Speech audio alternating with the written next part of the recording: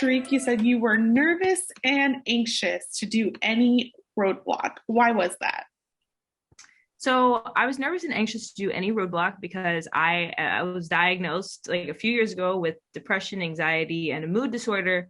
So knowing myself, I get very frazzled and it's very hard to think critically whenever I'm feeling anxious. I just kind of shut down. And so yeah, so that's honestly why I didn't even want to jump in. I was like, Dad, you got this. I'm gonna cheer you on from the sidelines. But honest, and you also have to think about the fact that like you have a camera in your face, you are the entire fate of your team rests on you. And so these are all like very big thoughts that were so overwhelming to me that I literally was like, you know what? I'm not going to do that. I'm going to wait until there's one that, and I kind of felt, pressure during the mega leg to do a roadblock because I know my dad did Ducati and it took a long time for him. So I was like, you know what, let me just give it a try. So yeah. Yeah. Was there agreed upon strategy around the roadblocks going into the game? Yes, there was. We had decided that I was going to do the more physical challenges, and Sharik was going to do more creative and critical thinking challenges because, those are our strengths. And so when we went to do the challenges, a lot of that went through the window. For example, the yodeling, when we read the the card, it says, "Who wants to call in the cows?" So I thought, okay, this is going to be me physically calling in cows, which I've done when I was a kid in Jamaica. So yeah, park, only to go up on the hill to see that they were actually yodeling. And I was thinking, wrong choice, because this should have been Sharik. And then when we read that like in episode 4, I read it says, "Who wants a chiseled body?" So we thought, okay, this is going to be more artsy, but not physical. So this is Sharik. To be very physical. And that should have been me. Oh, okay. I wasn't that's a good explainer. Yeah, you talked a lot about how it was a lot of work on the arms. You weren't the only person who struggled with the sculpture challenge. Dom did. She almost immediately quit and took a penalty because she did not understand the rules, then continued, and there were tears, but she got through it. What was it like for you guys to watch that of like, oh, we weren't the only ones going through it there? I think it's very interesting the way that the show was edited because there were many other teams that also struggled. But I think me and Dom were highlighted. There were a lot of other teams who were near me, who I know like for a fact had multiple checks and had to keep going. So it was interesting watching because I was like, that's interesting because there are also like I remember specific teams that also had to, get checked 5 or 6 times. I got checked maybe 7, 8 times. I know Derek got checked maybe 5 or 6 times as well. But I think it's interesting that, just me and her were shown struggling. But there were other teams that were also struggling. Yeah. You said that you felt like crying after finishing the roadblock. Why was that? After finishing the roadblock, the things that were actually going on in my head was, okay, we got here 4th and we're leaving in 8th. That's my fault. This is my first time to show my dad that I'm a valuable asset to this team, and I let him down. I let us lose 4 places, and it's completely my fault. So that's why I felt like crying. What you did not see on TV is that I actually did start crying. And I was bawling. I went up to my dad. I gave him a hug. I said, "I'm so sorry. I let you down. I know you were rooting for me, and this was my turn to actually be your equal and to show you that it's not just you pulling weight." And I couldn't do it, and I felt like I failed in that instance. So that is why I said that, and I actually did start crying after. And then that's also kind of when I just shut down, and that's just what happens when you have mental illnesses and when you're going through an anxiety attack. But yeah. Yeah. You talked about having strong boundaries for yourself, and when you feel like you're going over, that's where the overwhelming. Can you explain what that boundary is? Yeah, so the boundary was basically the fact that it was a 16-hour day and we were just go, go, go for literally 16 hours straight with minimal food or water. And it's not necessarily the race's fault, it's just the way that a mega leg is operated. And so you do one leg, you have a short break, then you do the next leg. And for context, as I said, each leg is about 8 hours. And that's honestly where my boundaries felt crossed, is because I was hungry, I needed water, and I just felt like there weren't enough resources for someone like me to recharge, and especially someone like me having the mental illnesses that I do have. I was a little frustrated because I was like, this does not feel um like my needs were actually taken into account, even though yes, I signed up for this show, but I'm still a person at the end of the day. And that's kind of where my boundaries felt crossed, not necessarily from anything I did, but just I think operational. Mhm. Got it. At the end of the day, you're faced with Phil. When you guys do come in, you find out you're not actually the last people, but there's a discussion now of, okay, are we going home like we were looking forward to, or are we going to keep going? What was having that conversation with Phil like? I definitely thought that we were in last place. And so when he told us, well, you're still racing, you still have the opportunity to continue racing. And we did have some type of a banter there that we did not think was going to be on TV. And so when we saw what was actually edited, where Sharik, as people roll your eye, that was just a banter that we didn't think was going to be on TV. But Phil and well, all of us actually, we've had great conversations. We have a connection because he grew up in the Caribbean and I grew up in the Caribbean. And so we have that connection. So that was kind of like that friendly banter at the end when Sharik said, yes, Phil, I'll continue for my father. So, it was a good conversation. And I'm just happy that we finished what we started on that leg. Yeah. Linton, how did you feel that you are watching your daughter struggle a bit, but her last how she ended the night was, I'm going to continue this for my father, like you said, like he loves the Amazing Race. I'm going to go home, sleep, eat, and try again. How did that feel, that being the main reason, like she would have gone home if it was just for her?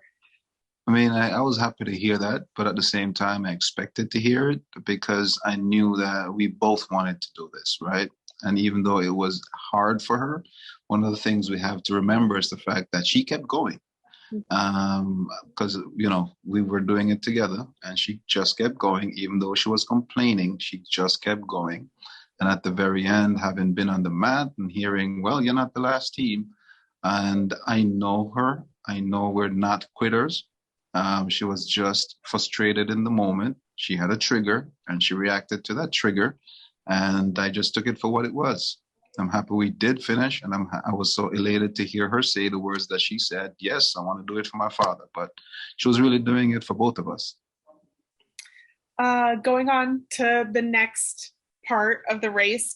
So I hear some of what parts you decided which roadblocks to do, but I personally, when I was watching, I was, no, Sharik should have done the metal detector. So she's just sitting there watching, you're going around the outer room, she's like, what is he doing?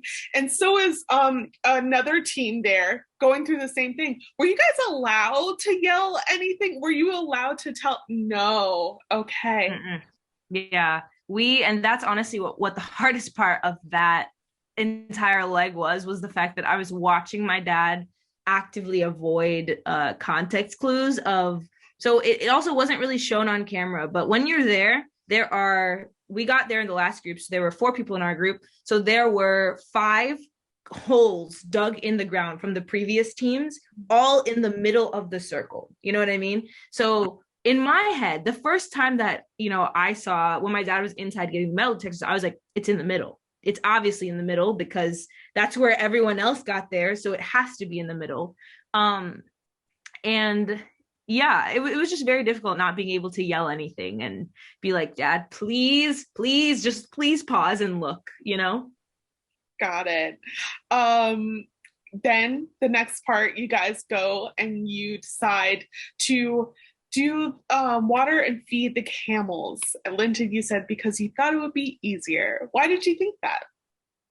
Actually, for me, it was easier because I did that a million times as a kid. My grandmother had cattle. And so every single morning before school, I'd go to get water for the cattle, I'd feed them. So it was pretty easy. Okay, nice. At the end of it, I mean, it looked tough. So it might have been easy for you, but it looked super rough. Only one other team chose that route. Yeah. But, at the end of it, it looked like you guys were pretty drained. For what would you say to those though who think maybe you were dragging a little bit more to get out of the race, out of what happened in the last leg, specifically walking instead of running at points. And then I think one kind of funny point at the end of it was when you guys were getting the feed for the camels. Sharik, you're like, oh, it's 3. And then Linton, you're like, I'm gonna get 4 just in case. And then later on you're like, oh, I guess it was 4. For me, I thought it was funny, but there's some fans that are like, she's trying to sabotage this. So if you want to clear the air. It doesn't make any sense. Let me give you extra context. Let me give the fans extra context. It was 110-degree weather. Now, why on God's green earth would I want to sabotage to just do it again, to stay longer in the sun? Doesn't make any sense. Does not make any sense. Because I genuinely thought it was 3. But my dad was smart enough to be like, you know what, let me just get 2. Very smart. Let me tell you something. I did not want to stay out there any longer than I needed to. So I was done. I was like, you know what? Okay, you're right. It is 4. Wow, I didn't even see that. But that was never me trying to sabotage. The walking instead of running is because it was 110-degree weather, and also not shown directly after the pit stop, I had to be rushed back to the hospital in an emergency vehicle because I had a heat stroke. So there are many things that are not shown on camera, a lot of context not given. And so in this entire time, when I was walking instead of running, I was trying not to die. I was actively trying to stay alive because it was so insanely hot in the desert of Jordan, and it was just overall a very hot day. People can say what they want, but at the end of the day, we went, we executed, we finished what we started. And I'm so proud of the fact that we did the race in general. Yeah. So they can say what they want. I was dying, so I needed to finish. Yeah. No, I believe you. When you, at the end, I mean, yeah, people can say what they want, but when Linton, when you were going for the hug and you're like, it's hot, I was like, I believe her. I believe her so much. It looks hot. Yeah. No, and that was the moment of the heat stroke. That was when I saw, and it's also not showed at the pit stop when we were talking to Phil. There was one point where I literally fell down. Like I had to go on my knees because I could not stand anymore.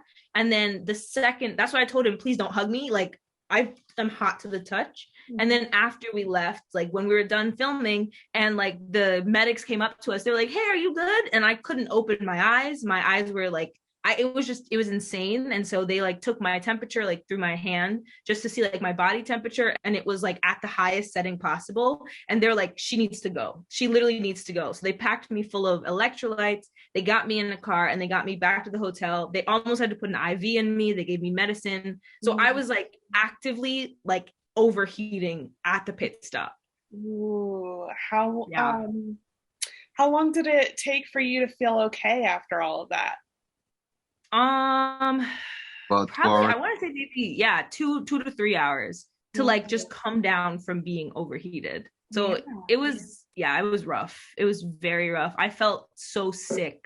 I felt like I could not open my eyes. Like I was physically hot if you touched my body. It was terrible. I would never want to have heat. Like that was actually terrible. Yeah. Was there any advice for like what clothes? I mean, I know you guys have to like pack your backpacks and everything, but I also just kept thinking like she's wearing long sleeves. Like I There was was like, advice.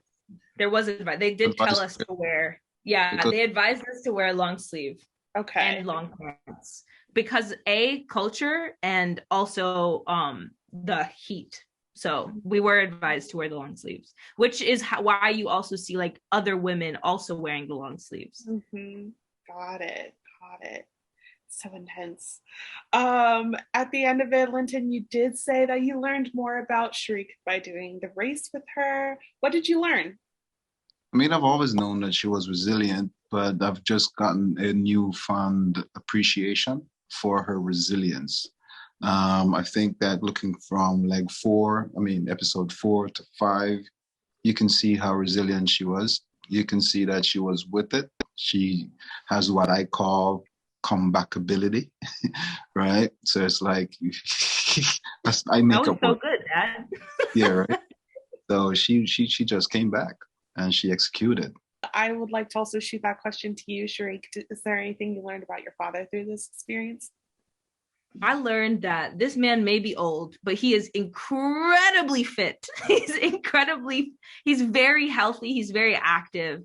I was like so shocked at the points where I was actively dying that he was like, let's go shriek. And he was like, not even bursting a sweat. I was like, literally, like, you are double my age. How is that possible? So I learned he's incredibly active. I also learned that he has grown so much over the past few years. And I'm going to give him credit where credit's due because I have watched this man grow throughout my entire life. And I am so proud of the person that he is. And I'm so proud of the work that he's put in to himself, to me, into being a great father, especially because he did not have one growing up.